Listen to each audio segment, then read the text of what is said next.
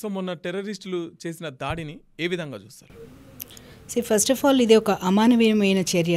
ఈ గతంలో ఎన్నో ఉగ్రవాద దాడులు జరిగాయి భారతదేశం మీద. అంటే మనం ఉలిక్కిపడేలా చేసిన ఈవెంట్స్ గతంలో కూడా ఉన్నాయి. ముంబై దాడులు కానివ్వండి, లేదు మన పార్లమెంట్ మీద అటాక్ కానివ్వండి, ఊరి అటాక్ కానివ్వండి, అనేక అటాక్స్ ఉన్నాయి. వీటన్నిటికన్నా భిన్నంగా ఇది అంటే ఎలాంటి అసలు పీస్ఫుల్గా ఒక సైట్ సీయింగ్కో లేకపోతే ఫ్యామిలీస్తో ఎంజాయ్ చేయడానికి కొత్తగా పెళ్ళిళ్ళు వెళ్ళిన వాళ్ళు, అలాగే ఎల్టీసీ మీద వెళ్ళిన రిటైర్డ్ ఎంప్లాయీస్, కరెంట్ ఎంప్లాయీస్, ఇట్లా అనేక people from all over the country, చాలా రాష్ట్రాలకు చెందిన వాళ్ళు ఉన్నారు. వీళ్ళందరూ అక్కడికి వెళ్ళి ప్రశాంతంగా ఒక బైసరన్ వ్యాలీ అంటే అది ఆల్మోస్ట్ మినీ స్విట్జర్లాండ్ అంటారు. చాలా పీస్ఫుల్ వ్యాలీ అది. అనంతనాగ్ అనేది చాలా సెన్సిటివ్ డిస్ట్రిక్ట్, అనంతనాగ్ జిల్లాలోనే ఉంటుంది ఇది. కానీ ఇక్కడ ఎప్పుడు జరగలేదు గతంలో. ఇలాంటి ఒక చోట ఎవరు ఊహించని విధంగా ఇన్నసెంట్ పీపుల్ మీద దాడి చేయటం, ట్రావెలర్స్, టూరిస్టులు ఎవరండి, వాళ్ళు ఏమైనా ఎక్స్పెక్ట్ చేస్తారా? పీస్ఫుల్గా ఉంది, ఎంజాయ్ చేద్దామని వెళ్తారు. అలాంటి వాళ్ళ మీద ఒక్కసారిగా ఒక 30 నిమిషాలు 45 నిమిషాల్లో ఒక మారణకాండ విధ్వంసాన్ని సృష్టించారు అక్కడ. అంటే మనకి ఆ ఇమేజెస్ కానీ మాట్లాడుతూ ఉంటే, ఇప్పుడు ఫ్యామిలీ మెంబర్స్ కొంతమంది మీడియాలో మాట్లాడటం జరుగుతుంది. వాళ్ళు చెప్తున్న విషయాలు, వాళ్ళ బాధ చాలా, అంటే it really touches every Indians heart. ఎందుకంటే అక్కడ తల్లులు కొడుకుల్ని పోగొట్టుకున్నారు, భార్యలు భర్తల్ని పోగొట్టుకున్నారు, పిల్లలు తండ్రిని పోగొట్టుకున్నారు. ద ఇమేజ్ వేర్ అమ్మాయి భర్త శవం పక్కన కూర్చుని అలా నిస్తేజంగా అలా కూర్చుని షాక్లో ఉన్న పిక్చర్ అనేది it will haunt all of అస్.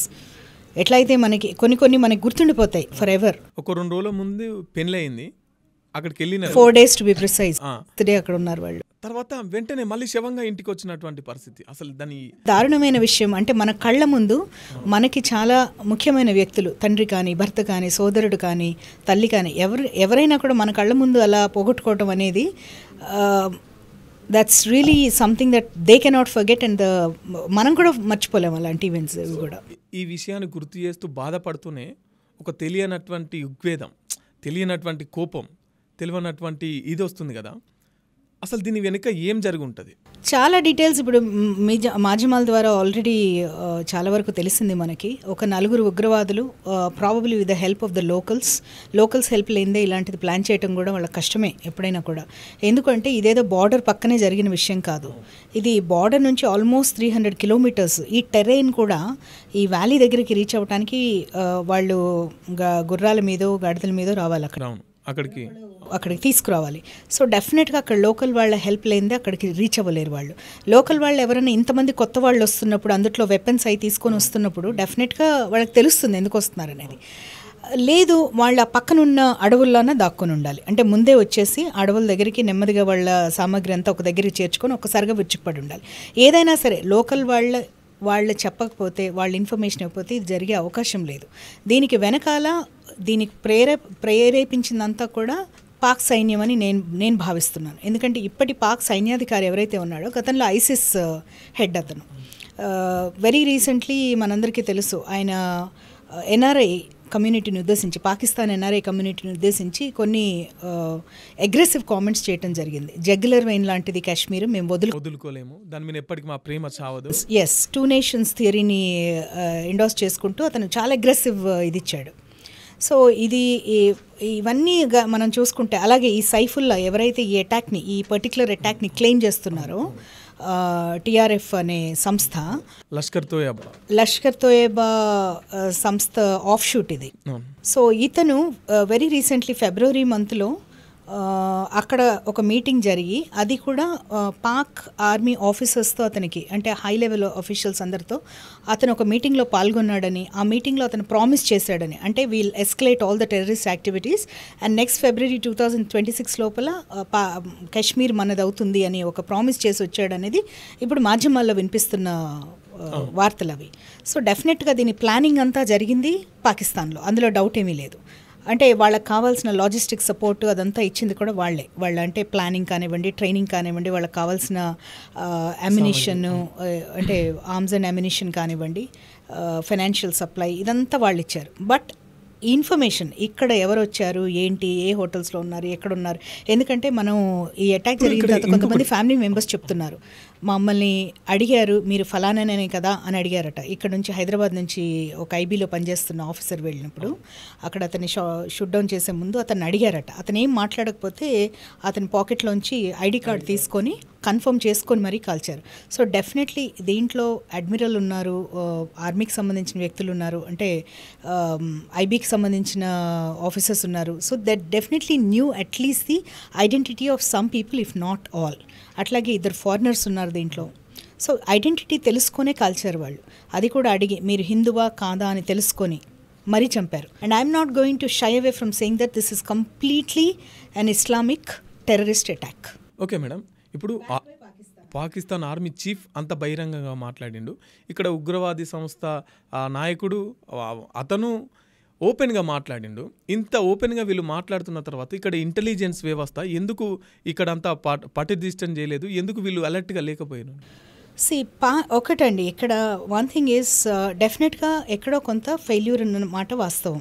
దాంట్లో నేను ఐ డోంట్ డిఫెండ్ దాట్. ఎందుకు ఇంత లైట్ తీసుకున్నాం? బట్ లైట్ తీసుకున్నామనే మాట అనకూడదు మనం. ఎందుకో చెప్తాను నేను. ఎందుకంటే రౌండ్ ద ఇయర్ మనకి కంటిన్యూస్గా ఏవో ఒకటి వస్తూనే ఉంటాయి information that Pak is always doing this that.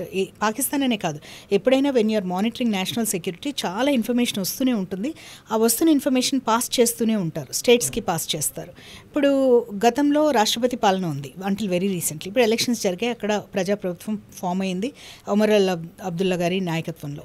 So డెఫినెట్గా సెంటర్కి వచ్చిన ఇన్ఫర్మేషన్ స్టేట్కి పాస్ చేస్తారు. దాన్ని బేస్ చేసుకొని స్టేట్ దే విల్ అరేంజ్ వాళ్ళ సెక్యూరిటీది. సో వీళ్ళు ఎంతవరకు దాన్ని సీరియస్గా తీసుకున్నారనేది ఒక విషయము, స్టేట్ గవర్నమెంట్. అండ్ సెకండ్లీ ఏంటంటే ఇప్పుడు మనకి వినవస్తున్న వార్త ఏంటంటే వీళ్ళు డిజిటల్ ఇంటెలిజెన్స్ కాకుండా మోర్ అంటే పూర్వకాలం స్టైల్లో మనుషులను ఉపయోగించుకొనే పాస్ చేసుకున్నారు information. They did not use cell phones or WhatsApps కానీ any kind of digital footprints లేకుండా క్వైట్గా చేశారు, which is a little unusual than the usual thing. And మూడోది ఏంటంటే ఎవరైనా అటాక్స్ ఎప్పుడు కూడా ఏంటంటే ఒక ప్యాటర్న్ ఉంటుంది. ఇప్పుడు ఒక మోడస్ ఆపరండి, ఒక ప్యాటర్న్ ఉంటుంది. గతంలో కన్నా భిన్నంగా ఎప్పుడు జరిగిన విధంగా ఈ ఏరియాలో జరుపుతారని ఎవరు ఊహించుండరు బహుశా. అందుకే ఇది క్లోజ్ డౌన్ అయ్యింది, ఇది June 5th నుంచి కానీ ఓపెన్ అవ్వని ఏరియా ఇది. సో ఇక్కడ జరుగుతుందనే విషయం అసలు ఎవరు ఊహించుండరు.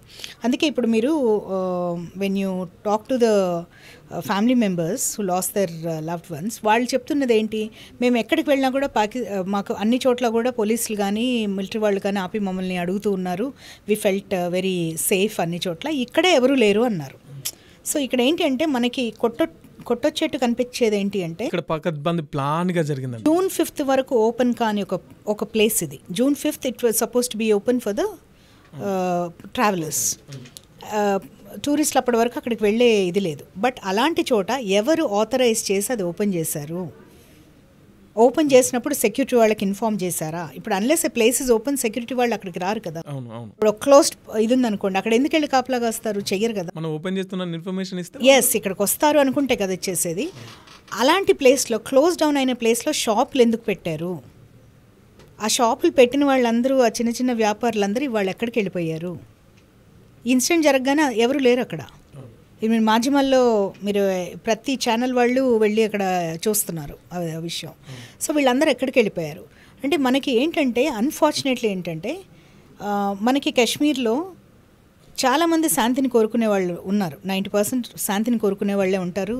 అభివృద్ధి చెందాలి, మనం వీ హ్యావ్ టు ప్రాస్పర్ అనే ఫీలింగ్లో ఉండే వాళ్ళు ఉంటారు. దేశభక్తి నిండిన వాళ్ళు ఒక 10% ఉంటారు. 10% వాళ్ళు దే ఆర్ ఇట్లా అంటే రాడికల్ ఐడియాలజీ ఉన్న వాళ్ళు ఉంటారు. అక్కడ స్లీపింగ్ సెల్స్ కూడా ఉంటాయి. స్లీపింగ్ సెల్స్ అనేది మనం చూస్తున్నాం, దాదాపు 1500 మందిని అరెస్ట్ చేయడం జరిగింది గత 2-3 డేస్లోనే. అంటే ఎంతమంది సైలెంట్గా ఉండి అక్కడ సపోర్ట్ చేస్తున్నారు? సో ఇది ప్రజల తప్పు కాదా? ఇప్పుడు మనకి మన ఉండే ఫ్లాట్స్లోకో మన ఉండే ఏరియాలోకో కొత్త వాళ్ళు వస్తే మనకు ఎంతో కొంత ఐడియా వస్తుంది. వానికి నీళ్ళు ఎవరు ఇస్తున్నారు, బువ్వేవుడు పెడుతున్నాడు, ఏడు ఉంటున్నారు, వెపన్స్ అవన్నీ తీసుకొని వస్తే మీకు ఎందుకు ఎవరు సహకరిస్తున్నారు? ఎవరు సహకరిస్తున్నారు అని వీళ్ళని బార్డర్ నుంచి అక్కడికి తీసుకొచ్చింది ఎవరు? వాళ్ళ అన్నపానీయాలు కానివ్వండి, వాళ్ళ ట్రావెల్ అరేంజ్మెంట్స్ కానీ, వాళ్ళకి ఇతరత్ర ఏ అరేంజ్మెంట్స్ అయినా లోకల్ వాళ్ళు ఎవరో హెల్ప్ చేస్తేనే కదా. ఇవాళ ఒక రీసెంట్గా ఇద్దరిని వాళ్ళు ఐడెంటిఫై చేశారు, వాళ్ళకి హెల్ప్ చేశారని. వాళ్ళ ఇల్లు కూడా బుల్డోజర్స్తో ఇచ్చేశారు. సో అట్లా ప్రజలు కూడా ఆలోచించుకోవాలి. ఇప్పుడు నేను ఒక దగ్గర ఉంటున్నాను, నాకు లాంగ్ టర్మ్లో ఒక చోటు ఉన్నప్పుడు వీళ్ళు తేడా మనుషులు, వీళ్ళు ఎవరినో హార్బర్ చేస్తున్నారు, వీళ్ళు ఎవరినో ప్రొటెక్ట్ చేస్తున్నారు అని మనకు అనుమానం వచ్చినప్పుడు అది పోలీసులకి ఇవ్వడం అనేది కనీస బాధ్యత మనది. పోలీసులు వెరిఫై చేసుకుంటారు. ఒకసారి రాంగ్ ఇన్ఫర్మేషన్ అవ్వచ్చు, నేను పొరపాటే పడవచ్చు, but still it's the job of the police to investigate and make sure that it's safe. ఇప్పుడు మనం మన బాధ్యత అది. ఒక కార్ ఎవరైనా వదిలేసి వెళ్ళిపోతే 2 గంటలు చూస్తాం, మనకు తెలియదు మన ఇంటి ముందు ఏంటి కారు ఉంది అని చెప్పి మనం ఇన్ఫార్మ్ చేస్తామా లేదా ఎవరిది అని? సో అది నేను అంటుంది, అది కనీస బాధ్యత పౌరులుగా. సో ఎట్ దిస్ పాయింట్ ఏంటంటే this is not an attack between that army and this army. ఇది గతంలో ఏంటంటే కాశ్మీర్లో యాటిట్యూడ్ ఎలా ఉండేదంటే చాలామందికి మమ్మల్ని ప్రొటెక్ట్ చేయడానికి ఆర్మీ ఉన్నారు, పోలీసు ఉన్నారు, సిఆర్పిఎఫ్ ఉన్నారు, అక్కడ వాళ్ళు టెర్రరిస్టులు వస్తారు, వీళ్ళు అటాక్ చేసుకుంటారు, ఇదైపోతున్నారు. ఇవాళ అది కాదు జరిగింది. ఇవాళ స్ట్రైట్గా వాళ్ళు వచ్చి మీ సపోర్ట్ చేస్తున్నారో మీ మీదే గురి చూసి కాల్చారు, మిమ్మల్నే చంపేశారు. అంటే కాశ్మీర్ బాగుపడటం వాళ్ళకి ఇష్టం లేదా? 370 ఆర్టికల్ తర్వాత స్టడీగా మీకు అక్కడ గ్రోత్ అండ్ డెవలప్మెంట్ ఉంటుంది.